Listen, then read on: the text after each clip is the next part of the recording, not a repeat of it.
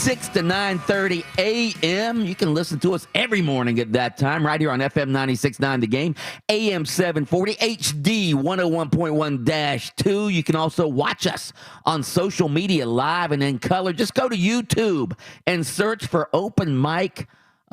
Search for the Open Mic live stream. Open Mic live stream, and you can find us live and in color. Welcome to Open Mic. I'm Mike Bianchi, the Bulldog sports columnist of the Orlando Sentinel, joined as always by Adam Reardon, the deceptive intellect. And this morning, Kelly Velez, the Prince of Production, making it happen.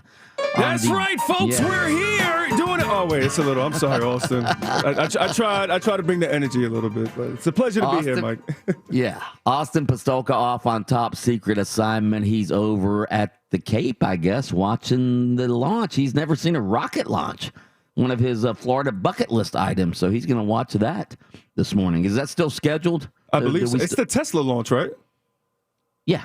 Yeah, SpaceX. SpaceX. Yeah, there we go. I believe it's the first one that they're doing with an actual reused rocket, and I believe it already happened, no? Or is it happening like right now? Anyway, he's there. He's there. He is there. Yeah, hopefully it does better than the Tesla test drive the other day. Yeah, that was not good. Good Lord. All right, we want to hear from you throughout the course of the show, 407-916-8255. You can tweet us. You can tweet us at 96.9 The Game. You can also text us on our Academy Sports and Outdoors text line. That's 50857. First chance at $1,000, 7:10 a.m. this morning. We call it the Game Day Payday. Just listen for the keyword. Head to our website, 969thegame.com. Enter that word. It's that easy. Again, the first chance at 7:10 a.m. and then on the 10s throughout the morning, 7:10 a.m., 8:10 a.m., 9:10 a.m. We appreciate International Diamond Center for sponsoring this contest. Open Mic early morning inspirational quote of the day. This comes from the great Usain Bolt, who once said, and I quote, "There are better starters than me, but I'm a strong finisher." End quote. I think there's a deeper meaning to that intellect.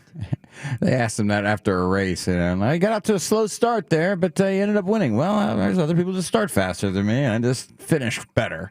Listen, your story is not written until the race is over, okay?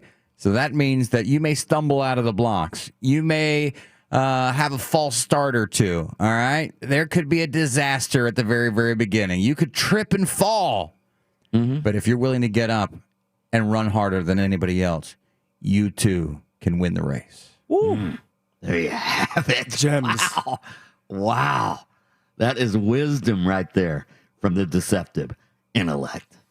All right, not much wisdom going on with the Orlando Magic last night. They get trounced. They have checked out. They get trounced 135-100 last night by Zion Williamson and the New Orleans Pelicans.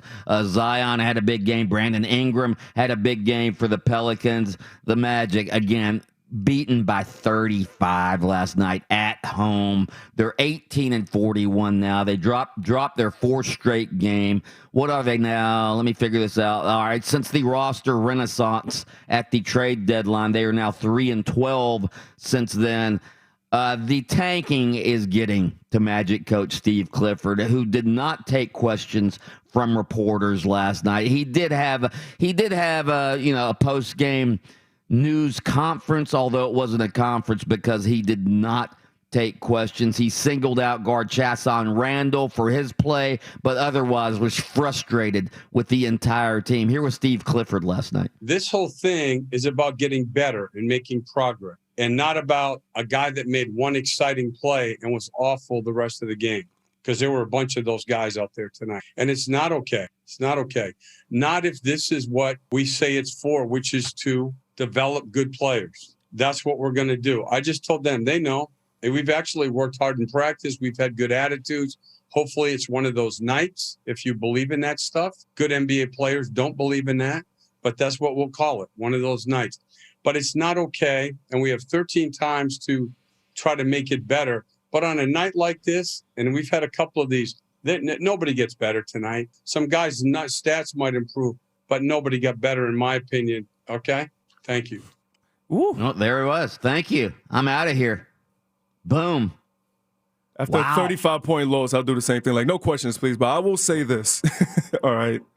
Wow. All right. So Adam Reardon, we always talk about Steve Clifford. There's something about him and Mo Bamba that you don't think is quite right. So Mo Bamba last night had a career. What did he have? His first double of the season, 17 points, 12 rebounds, career high 28 points.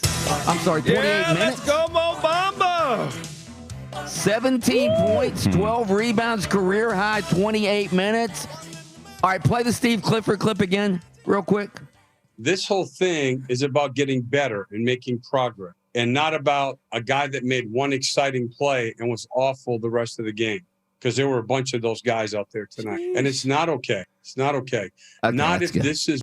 It's not okay, Mike. The tanking's getting to him, isn't it? It's getting to him. Well, you know what it is? He's a guy who goes, man, they traded away our only all-star. We're clearly, as an organization, trying to get as high a draft pick as humanly possible. You know what that means for me, right?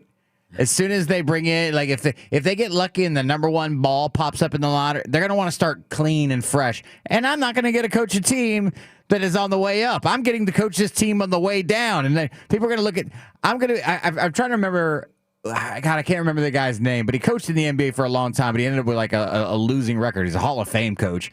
I'm going to be that guy. Lenny Wilkins? That's exactly it. That's the guy. You're lying. He got it right on the button. Yeah, Lenny Wilkins. Yeah, he coached like a bunch of bad teams. I mean, Steve Clifford's going to look at somebody's going to Google. His grandkids are going to Google his name like that. My grandpa coached in the NBA. Kids are going to Google Steve Clifford. Ha ha! Your grandpa stunk. He was a terrible coach. Look at his. I mean, he's in a no-win situation here. Because winning for him, for the organization, is losing. So they're clearly. I mean, who's the guy who had one good play and nothing else after that? Who was he talking about there? I have no idea who that guy is. Who was he talking about there? Do you know, Kelly? When you were pulling the sound, did somebody ask him about wasn't it a Devin Kennedy? I think. Oh no, I don't remember off the top of my head. Actually, nobody was asking him about anything. I thought he mentioned the guy by name. No, he never. I'm pretty sure he did. I just can't remember off the top of my head. He mentions it in the beginning. Yeah, when he mentions the guy's name. He mentions the guy's name, and the reason why you don't recognize him, Mike, is you don't recognize the guy's name. Oh yeah. It was Chason Randall. Yeah. Yeah, that's who he was talking about. Is it Chason or Chason? I don't know. I mean, that'll tell you right now where Mr. Randall ranks as far as. Yeah, well, they just signed Mr. Randall. Didn't they just sign him to isn't he one of these 10-day contract guys? Yeah, like last week. Yeah. But I'm like looking at. I mean, they got a couple of those guys apparently. Well, Devin Kennedy's one of those guys. Look at the players who sat out last night. Let me just read you a list of the injuries. All right. Terrence Ross sat out again. Back spasms. Otto Porter, foot pain. Here we go. Here's the best one. James Ennis, calf soreness. No, calf soreness. Oh, that calf. Yeah. Wendell Carter Jr. He was a late scratch last night. Sore ankle. I'm surprised they didn't have Wendell Carter Jr. strained cuticle. I mean, come on, these injuries are not really injuries. I mean, Steve Clifford is going to miss the next week of the season with gluteus issues because this team is a real pain in his backside. Yeah, gluteus maximus pain. Yes. Listen, Zion is 6'7", 284, and he jumps out the gym. His ankles hurt every day, okay? I don't want to hear no excuses about ankle soreness, okay? Yeah, but the Pelicans are trying to make the playoffs. They're in the play-in race here. So they're obviously trying to make the playoffs. The Magic not trying to make anything except get as high a draft pick as possible. So Clifford's just got to be frustrated because look, people in this league are competitors. That guy wants to win. And if you look at your roster on any given night and you go, oh, my God, I've got multiple 10-day contract guys on the floor for me tonight. You got no chance to win in this league. You're not winning. This isn't the movie Major League where that lady like loads up the roster with a bunch of bums and somehow, some way they manage to win down the stretch and make the playoffs. That's not happening. That's make believe. That's fake. And nobody's sitting inside the locker room peeling off pieces of Jeff Weltman's clothing, as a motivational ploy for the Magic. Yeah, but if you're Steve Clifford, though, you know what your job is, all right? Your job is to try to develop this talent. And when you have a game like last night where guys are just going these are guys who are supposed to be trying to impress management, impress the coaches, make rosters. When you have guys like that going through the motions, then as a coach, you're like, who the hell do you think you are out there going through the motion? You're a nobody out there. You're trying to impress me, and you're not impressing me.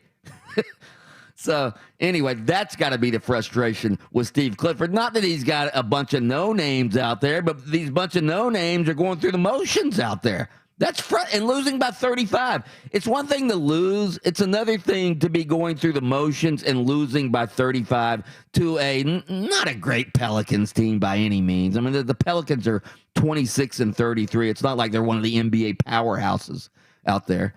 All right, straight ahead. What's the biggest chance you've ever taken? It's National Take a Chance Day. We're going to get into that next on Open Mic. More Open Mic up next.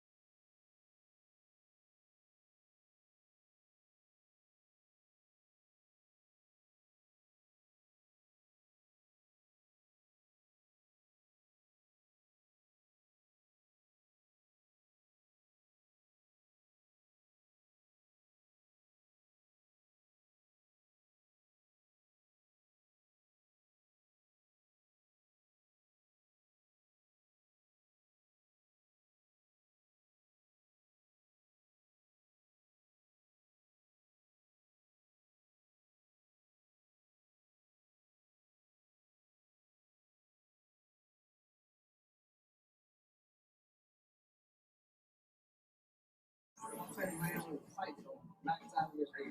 don't know why that's Is this? I don't know why that's From around the state. Okay, let me give you a little hint here, Kelly Velez. Hold on, Mike. Mike is hot now. So backside of his head. Now, yeah. Florida Tales. Weird news stories from around the state. Florida Tales. What did you say? Florida Tales. 2 years ago. Like 2 years ago. We don't get yet. So what you heard there was the Florida Tales we used to do. When did you start doing Florida Tales, Adam Reardon? Like 2 years ago? How long? Probably 2 years ago. Yeah. Yeah. So yeah, we don't do it. Yeah, Kelly, since you're taking over this morning, you know, there's probably some trust stuff me, it's in the easy to log say there it, but it's another thing Austin to get just it done. takes out You know what I every mean? day. All right. I've said this to every producer. Like, why do you do that every day? If you just, if you could just tell the guy who programs it the one time, hey, we don't do that ever. Listen, trust me, it's easy to say it, but it's another thing to get it done. But Make here's sure there's I no used to do Florida Tales in that. I there. used to do that. I used to program logs. It ain't that big a deal. It's just click. No, that one's gone. I don't know if you guys Get just outta do this here. on Fridays at So that time. you might but want to this go hasn't through been the in log since I've like been next there. I don't think I've break produced and Make sure see there's some no stuff. Florida Tales in there. Make sure there's no Florida Tales. No, yeah, every the time I'm page here, of I'm the the one doing internet's the- probably plugged in there somewhere. No, and that's we what I'm don't do saying. that. So I don't know if you guys just just did did it on this Fridays, Fridays at at that that time, but this hasn't been in the log since I've been here. I don't think I've produced No, because a Friday because he deletes it when he gets here. Okay. He goes in He there probably- every single day and clicks and, before. No, for every time I'm here, I'm the one doing the logs. Oh. Programmers. You see what I'm saying? So I don't know if you guys only did it on Fridays because I've never seen that. No, in we the did log it every before. day. every We did- single no. day. Yeah, we did it every day. My first time All right, what do you seeing have, Adam? What's think the Florida tale today? Well, today's Florida tale is about, is about not a Programmers. space cadet who went to go see a space launch today and not edit the log before he left. I thought you were going to be like, yeah. I would used to do if I sabotage had to before, leave you know, back just way to back in add a the day, little not something here, there, but at little my old character. station, and I knew somebody else was running the board, I would come in at like midnight after the if the logs were already made, and I would do all the adjusting so that I was like, I'm not leaving it up to that guy. Not that he can't leave it up I to thought you. you were going to be like, yeah, No. I would sabotage it before. No, just to add a little something there. Yeah, little character. all of a sudden, Austin, like trying to raise his value. All of a sudden, like, see, you need me there, guys. Look what happens. Look what happens when I'm not there. Things are planned for 1984. Coming up next, the decathlon update here live from Los Angeles. Wow. How does here's a question for you guys who understand the internet much more than I do. How does Facebook decide? Like when I go on my Facebook page, like every morning I'll go on to, because Adam, puts us on Facebook. So I share share it. And every morning, I'll come across, some of my friends will have posted up there. How does it decide, like, which friends get priority, like, which friends of your posts that you see? Like, I just saw one from Chris Doring, all right, when he was wishing Spurrier a happy birthday. And now I go back onto my Facebook page, and that's not at the top anymore. Well, So because it's chronological. I mean, it's supposed to be keeping up with, like, hey, the new stuff. And I think it has an algorithm that says basically the people who you mostly see mine. If you log on to every single day and you click on mine, so it will then now start sending the people that I see most. And obviously, Chris is somebody I would see the most. It starts funneling them to you going, hey, if he really likes this guy and this guy really likes this guy probably likes this guy too. Let me throw his stuff in. Big brother. That's it. Let me keep him engaged. Oh, if he wants to see Adam's stuff, he'd love to see Chris's stuff. Speaking of storing, yesterday I was down in Winter Park and I was was going to a store to buy my daughter a birthday present. And I walked past the original white wide receiver, Chris, wearing his gator belt. Chris Collinsworth. oh, really? Yeah. I'm like literally walking and I'm going, man, that's Chris Collinsworth. And I knew for a fact it was Chris Collinsworth because he had his gator belt on. He was wearing we're still repping the Gators all these years later. Look at this guy. Man. You got to. What, he was in Winter Park? He lives here. Oh, he does? Yeah. I didn't know that until 2 weeks ago either. I did not know Chris Collinsworth lived here. Yep. He lives here. I thought he lived in Cincinnati. He used to. He may have. He Probably has multiple houses. Guy's done well for himself, I'd say. Uh-oh. I mean, he was walking around Winter Park. Let me tell you something. If you can afford to eat there, then you can afford to eat anywhere. You know what you gotta do, brother. I know All where right, that's coming from, spontaneous brother. text question. Good stuff. For some reason, I'm coughing now. I have a tickle in my throat. Uh-oh. And I can't stop coughing, and I don't have a cough button on my home. You know what you studio. got to do, brother. I know where that's coming from, brother. Nah. A bit of that good stuff. No, he's talking about like Vicks Vapo. Like that's what he's talking about. All right, so it's National Take a Chance Day. All right. What's the biggest chance you me, guys have apparently, ever it's taken? producing open mic on Biggest Fridays. chance doesn't matter financially, physically, whatever. Biggest chance you've ever taken. Text those into 50857. For me, apparently, it's producing open mic on Fridays. Yeah. That's a roll of the dice. Here's the biggest chance I've ever taken. All right, and it didn't end up good. All right. So when I was in junior college at St. John's River Community College in Palatka, Florida, all right, there was this. I was on the newspaper staff, the Viking Horn. I was the editor. All right, and the assistant editor was a really, really cute girl named Lisa. All right. Lisa. And Lisa was engaged to this. He was one of these guys studying to be a policeman. All right, a junior. They called them junior deputies back then. But he was in the law enforcement, and he was studying to be a deputy. And he was essentially an apprentice policeman. All right. Right. With the newspaper So staff. Lisa So we go and to I this start, party flirting with each other. And one night we get invited to it's an end of the year graduation party. All right, for the newspaper staff. So we go to this party, and we're flirting with each other, and we end up, we end It's up. getting steamy. Yeah. Get So we steamy on end up.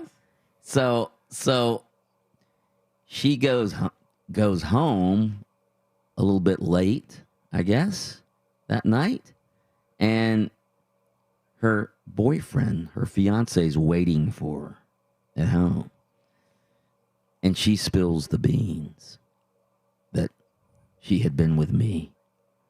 So the next morning, as I'm driving my little brother to school, all right, this car is tailgating me, all right? And so as I pull into Interlochen High School to drop my little brother off, he pulls up beside me and says, "I need to talk to you. We need to go talk. Let's drive out." And, Interlochen's in the middle of nowhere. Let's drive out to the desert. No, Let me let's get my drive shovel. let's drive down this little dirt road through the woods. So we drive down this little dirt road through the woods, and I get out and he gets out. And he's got a gun. He's got a gun. All right. I'll continue this story coming up next. Riveting. Yeah. This is like the old picture shows. Cliffhangers. What happens next? Tune in next week. Ovaltine is your secret decoder ring. All right. The finish of this story is coming your way next on Open Mic. Bianchi's got to get a quick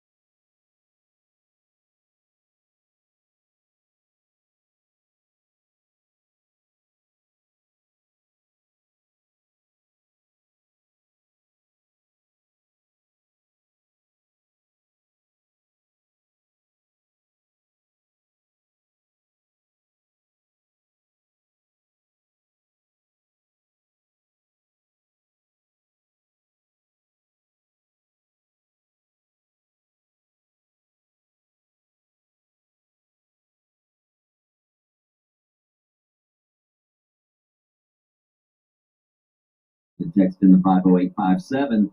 Biggest chance you've ever taken. So I was telling my take a chance story. I knew I shouldn't, do anything. All right, as I was saying before, I was so rudely interrupted by that commercial break. All right, on National Take a Chance Day, we want you to text in the 50857, biggest chance you've ever taken. So I was telling my take a chance story. I knew I shouldn't, do anything with this girl, Lisa, in junior college because she was engaged to a junior deputy. He was bigger than I was. He, again, was a junior deputy studying to be a law enforcement officer.